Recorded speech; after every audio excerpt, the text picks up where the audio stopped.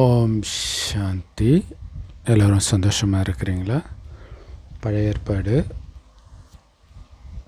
Bible பழைய ஏற்பாடு, சங்கீதம் 16. தேவனே என்னை காப்பாற்றும், உன்னை நம்பியிருக்கிறேன். என் நெஞ்சமே, நீ கர்த்தரை நோக்கி, தேவரீர் என் ஆண்டவராயிருக்கிறீர். என் செல்வம் உமக்கு வேண்டியதில்லை.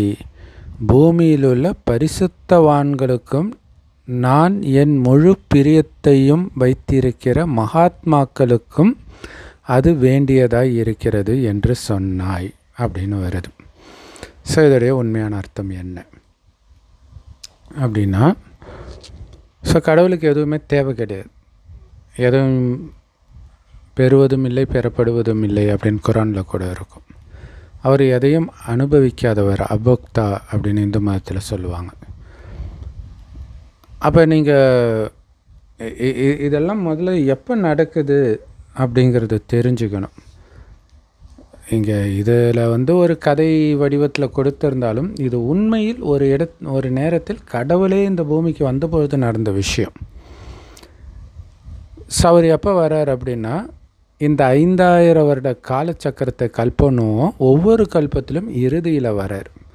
ஏன்னா கல்பத்தின் தொடக்கத்தில் இந்த பூமி சொர்க்கமாக இருக்குது, இறுதியில் நரகமாக இருக்குது. இப்போ திரும்புகிற பக்கமெல்லாம் பாலியல் குற்றம், இயற்கை சீற்றம், உலக யுத்தம், கொரோனா இதெல்லாம் நடந்தும் இது நரகம்னு நம்பலைன்னா நம்ம ஒன்றும் சொல்கிறதுக்கு இல்லை. சரி, இது எதுவுமே இருக்காது சொர்க்கத்தில் ஆரம்பத்தில்.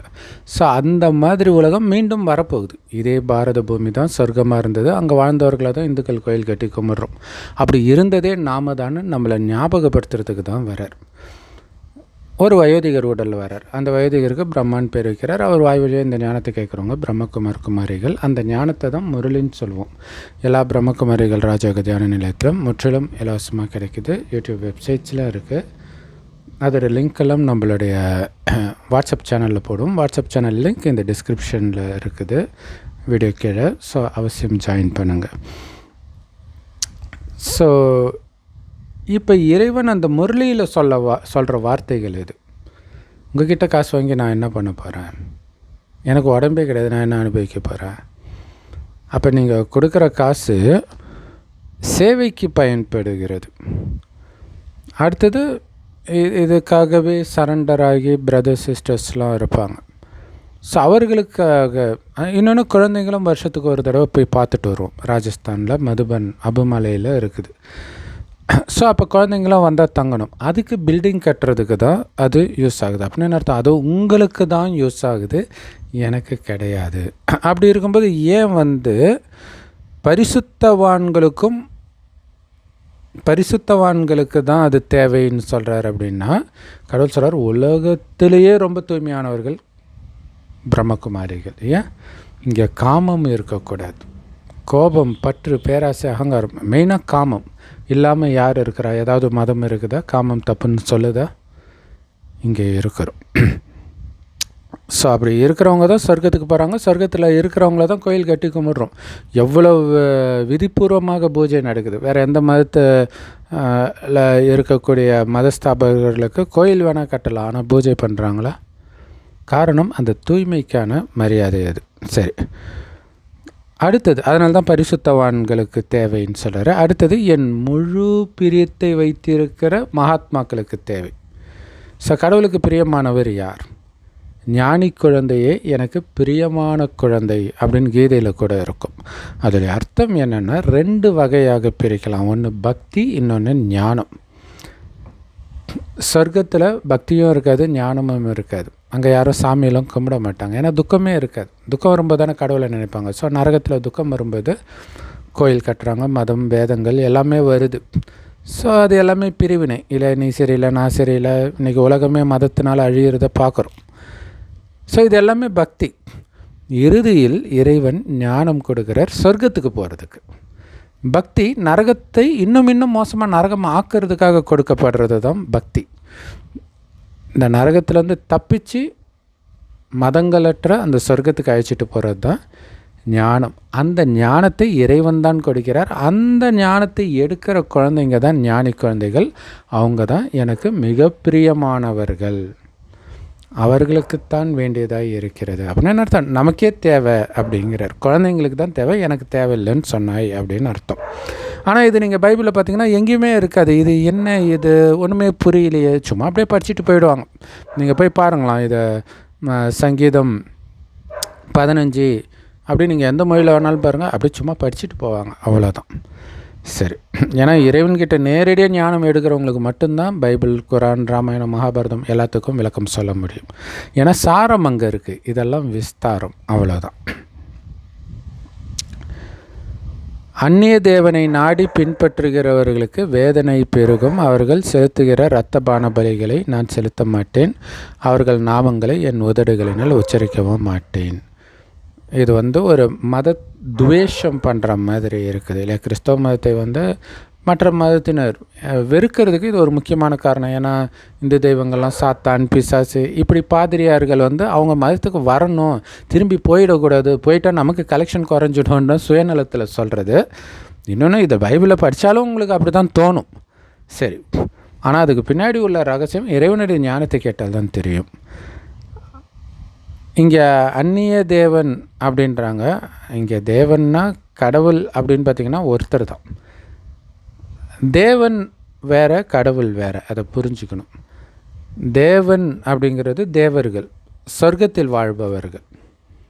அந்த சொர்க்கத்தை உருவாக்கியவர் தான் கடவுள். அவரைத்தான் சிவபெருமான் இந்துக்களும் பரமபிதான்னு கிறிஸ்தவர்களும் அல்லான்னு முஸ்லீம்களும் சொல்கிறோம். கடவுள் ஒருவரே. அவர் இறுதியில் வருகிறார் ஒரு வயோதிகர் உடலில். அது வரைக்கும் அவர் இருக்கிற இடம் செம்பொன் நிறமான ஒளி உலகம். இதை தான் பரலோகம், பரந்தாமம் அப்படின்னு சொல்கிறோம். ஸோ இப்போ அந்நிய தேவனை பின்பற்றுகிறவர்கள் அப்படிங்கிறதை விட அந்த மாதிரி மதங்களை உருவாக்கியது மனிதர்கள். மனித வழியை பின்பற்றுகிறவர்களுக்கு வேதனை பெருகும் இல்லையா? அதானே நடக்குது இல்லையா? கடவுளே இல்லைன்றவனும் கஷ்டம்தானே அனுபவிக்கிறான். அவன் எந்த தேவனையும் ஃபாலோ பண்ண. ஆக்சுவலாக எந்த மதத்தில் உள்ளவங்களுக்கும் இப்போ கடவுள் நம்பிக்கை கிடையாது. ஸோ அதனால் நிறைய பாவம் செய்கிறாங்க. அதனால் கடவுளை விட்டு வெளியில் போனதுனால பாவம் செய்கிறாங்கன்னு இதுக்கு முன்னாடி சங்கீதம் 14 வந்துச்சு இல்லையா? இது 16, 15 வந்தது. அப்படி பாவம் செஞ்சால் என்ன ஆகும்? வேதனை பெருகும். அதுதான் விஷயம். சாமி கும்பிட்றதுனால வேதனை பெருகாது. அது ஒரு மூட நம்பிக்கை. சரி, அவங்க செலுத்துகிற இரத்த பான பலிகளை நான் செலுத்த மாட்டேன் இல்லையா? அதை பைபிளில் அந்த மாதிரி விஷயங்கள், அதாவது ஒரே லைனில் சொல்லணும்னா பக்தி பண்ண மாட்டேன், முடிஞ்சு போச்சு. பக்தியின் விஷயத்துலேருந்து வெளியில் வந்துட்டேன். ஏன்னா இப்போ நான் சொர்க்கத்துக்கு போகணும், பக்தி முடிஞ்சிச்சு, அவ்வளோதான். அதனால் அது ரைட்டு தப்புன்னு விவாதிக்கிறது வேஸ்ட்டு. இப்போ அது முடிஞ்சிச்சு, சொர்க்கத்துக்கு போகிறதுக்கு இப்போ ஞானம் தேவை. அதனால் அவர்கள் நாமங்களை என் உதடுகளினால் உச்சரிக்க மாட்டேன்னு வருது. உங்களுக்கு தெரியும் இல்லை? எல்லா மதத்துலையும் ஏசப்பா, அல்லா, ஓம் நம சிவாயா, இப்படி வாயாலே மந்திரம் ஜபிச்சுட்டு இருப்பாங்க. அந்த வேலை கூட நான் உங்களுக்கு கொடுக்கல. அப்பாவை அன்பாக நினைவு செய்யுங்க. உங்கள் அப்பா பேரையாவை சொல்லிகிட்டு இருப்பீங்க, அவர் அன்பாக நினைப்பீங்க. அப்படி நம்ம அப்பா பரமபிதா செம்பன் நிறமான ஒளி உலகத்தில் நட்சத்திரமாக இருக்கார். ஆத்மாக்களும் பூர்வமத்தில் நட்சத்திரம் மாதிரி இருக்கிறோம். உடம்புன்னு நினச்சதுனால உடல் உறவுகளை நினைக்கிறோம். இப்போ நான் உடம்பு கிடையாது, ஆத்மான்னு நினச்சா ஆத்மாவின் ஒரே உறவு இறைவன் தான், பரமபிதா தான். அவரையே நினைக்கிறோம்னு அர்த்தம். அதாவது அந்த கஷ்டம் உதடுனால உச்சரிக்கிறதும் கஷ்டமும் கொடுக்கல. அதனால் எந்த லாபமும் கிடையாது உச்சரிக்கிறதுனால, எந்த அர்த்தமும் தெரியாது அவங்களுக்கு இல்லையா? கர்த்தர் என் சுதந்திரமும் என் பாத்திரத்தின் பங்குமானவர். அதாவது எனக்கு எனக்கான பங்கை அவர் கொடுக்கிறார் சுதந்திரமாக, அதாவது என்னுடைய உரிமையாக கொடுக்கிறார். என் சுதந்திரத்தை தேவரீர் காப்பாற்றுகிறார். ஏன்னா கடவுள் சொல்கிறது என்னென்னா, உங்களுடைய ராஜ்யபாக்கியம் சொர்க்கத்தில் நீங்கள் தான் இருந்தீங்க, அதை இழந்துட்டீங்க, இழந்ததை மீண்டும் அடையுங்கன்றார். அதுதான் கதையே. எல்லா மதத்துலையும், ராமாயணத்தில் ராஜ்யத்தை இழந்தாங்க, மீண்டும் அடைகிறாங்க. மகாபாரதத்துலேயும் அதான் கதை. பைபிள் குரான்லையும் சொர்க்கத்தில் துரத்திட்டாங்க, மீண்டும் சொர்க்கத்துக்கு போகணும். ஒரே கதை தான் எல்லாத்துலேயுமே இருக்கும். நேர்த்தியான இடங்களில் எனக்கு பங்கு கிடைத்தது, ஆம் சிறப்பான சுதந்திரம் எனக்கு உண்டு. இதெல்லாம் எங்கே கிடைக்கும்? சொர்க்கத்தில் தான் கிடைக்கும். இங்கே நாம் அனைத்தையும் இழக்க தான் செய்வோம். அதோடைய கதை தான் இயேசுவோடைய கதை. அனைத்தையும் இழக்கிறார், இழப்பதினால் சொர்க்கத்தை அடைகிறார். முருகன் கதையும் அதை தான் இல்லையா? கோவணத்தோடு போய் நிற்கிறார். ஸோ அனைத்தையும் இழந்து கவனத்தோடு நிற்கும்போது தான் உயர்ந்த நிலையை அடையிறார், சொர்க்கத்துக்கு தகுதி அடைகிறாருன்னு அர்த்தம்.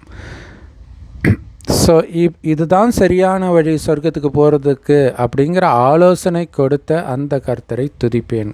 துதிக்கிறது பக்தியுடைய விஷயம், இங்கே துதிக்கிறது கிடையாது, இறைவனுடைய மகிமை பாடுறது. ஸோ துதிக்கிறதுக்கு அப்படி ஒரு அர்த்தம்னா ரைட்டு, பட் இப்படி வணங்குறதுனா அது கிடையாது. உங்கள் அப்பாவை வணங்கிட்டா இருப்பீங்க அப்படின்னு கடவுள் கேட்பார். ராக்காலங்களிலும் என் உள்ளிந்திரியங்கள் என்னை உணர்த்தும். ஸோ ராக்காலங்கள் அப்படிங்கிறது இரவு பகல் அந்த இரவு குறிக்கல, கலியுகமே இரவு. இந்த கீதையில் பார்த்திங்கன்னா சொர்க்கத்தை பகல்னும் நரகத்தை இரவுன்னும் சொல்லப்பட்டிருக்கும். ஸோ இந்த இரவிலும் என் உள்ளிந்திரியங்கள் என்னை உணர்த்தும் அப்படின்னு அர்த்தம். அந்த இந்திரியங்களின் வசப்பட்டு நான் போக மாட்டேன், என் கட்டுப்பாட்டில் வச்சுருப்பேன். கர்த்தரை எப்பொழுதும் எனக்கு முன்பாக வைத்திருக்கிறேன். அது எப்படி சாத்தியம்? சதா இறைவனை எனக்கு முன்னாடி வைத்து நினைத்து கொண்டிருக்கிறேன், பார்த்து கொண்டிருக்கிறேன். பார்க்க பார்க்க ஆத்மாவுக்கு அந்த சக்தி வரும். ஏன்னா அவர் என் பக்கத்திலே இருக்கிறார், வலது பாரிசத்தில். அதனால் என் மனம் அசைக்கப்படுவதில்லை. இங்கே நான் அசைக்கப்படுவதில்லைன்னா எதிரிகள் தாக்க மாட்டாங்க அப்படி நினச்சிக்குவாங்க. இங்கே எதிரியே நம்ம மனம்தான் இல்லையா? காமம், கோபம், பற்று, பேராசை, அகங்காரம் போன்ற எண்ணங்கள்னால அது அசைக்கப்படுது. இப்போ அந்த எண்ணங்களை அழிக்கிறோம் இறைவனை மட்டும் நினைக்கிறதுனால. அதனால் என் இதயம் பூரித்தது, என் மகிமை களி கூர்ந்தது இல்லையா? கடவுளுக்கு ஈக்குவலான மகிமை இப்போ நமக்கு வருது. அவரை மாதிரியே நம்ம தூய்மையாகிறோம். என் மாம்சம் நம்பிக்கையோடு தங்கி இருக்கும். என் ஆத்மாவை பாதாளத்தில் நீங்கள் விட மாட்டீங்க. உங்களுடைய பரிசுத்தவான் அழியிறதை நீங்கள் பார்க்க விரும்ப மாட்டீங்க. ஜீவ மார்க்கத்தை எனக்கு தெரியப்படுத்துவீர். உம்முடைய சமூகத்தில் பரிபூரண ஆனந்தமும் உம்முடைய வலது பாரிசத்தில் நித்திய பேரின்பமும் உண்டு இல்லை? சரியான மார்க்கம், ஜீவ மார்க்கம், ஆத்மாவின் மார்க்கம், அமைதி மார்க்கத்தை எனக்கு சொல்லுங்கள். ஏன்னா உங்களுடைய சமூகத்தில் அல்லது உங்களுடைய துணையில் தான் உண்மையான ஆனந்தம் இருக்குது. ஏன்னா என்னுடைய வலது பாரிசத்தில் நீங்கள் இருக்கிறீங்க இல்லையா? அங்கே தான் உண்மையான சந்தோஷம் இருக்குது. அது பார்த்திங்கன்னா சிவன் பக்கத்திலே பார்வதி இருக்கிற மாதிரியே எப்போவுமே காட்டுவாங்க. இந்து தெய்வங்கள் எல்லாமே ஜோடியாக இருக்கும். ஆனால் அது உண்மையிலே அந்த இந்து தெய்வத்தில் உள்ள பெண் தெய்வம் நாம தான், அந்த ஆண் தெய்வம் தான் சிவபெருமான். அதாவது கடவுளோடு இணைந்து ஜோடியாக இருக்கிறோம் அப்படிங்கிறது தான் அதோடைய உண்மையான அர்த்தம். அதைத்தான் இது வெளிப்படுத்துது. ஏன்னா இப்போ நாம் எப்படி இருக்கிறோமோ அதோடைய நினைவு தான் இந்து கோயில்கள். இப்படி இருந்து நம்ம சொர்க்கத்துக்கு போகிறோம். சொர்க்கத்துக்கு போனதுக்காக அவங்களுக்கு கோயில் கட்டலை.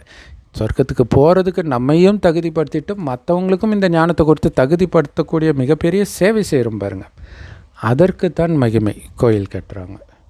ஓம் சாந்தி. தேங்க்ஸ் ஃபார் வாட்சிங். இறைவனுடைய நேரடி ஞானம் எல்லா பிரம்மகுமாரிகள் ராஜயோக தியான நிலையத்திலும் முற்றிலும் இலவசமாக கிடைக்கிது. யூடியூப் வெப்சைட்ஸ்லாம் இருக்குது. அதோடைய லிங்க் இந்த வீடியோக்கு டிஸ்கிரிப்ஷனில் கொடுக்குறோம். அவசியம் பார்த்து பயன்பெறுங்கள்.